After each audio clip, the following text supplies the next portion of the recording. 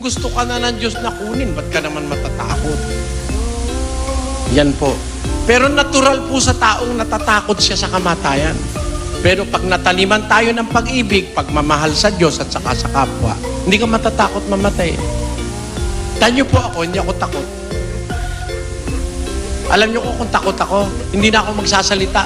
Kaya ako po'y takot mamatay, hindi na ako lalabas, kapatid. Na-under surveillance ako eh.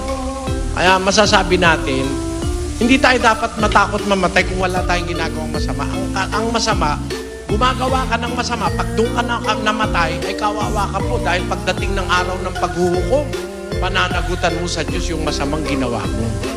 Yun po, dapat bago tayo mamatay, maghanda po tayo na tayo mamatay tayo na gumagawa tayo ng kabutihan sa Diyos at sa kapwa.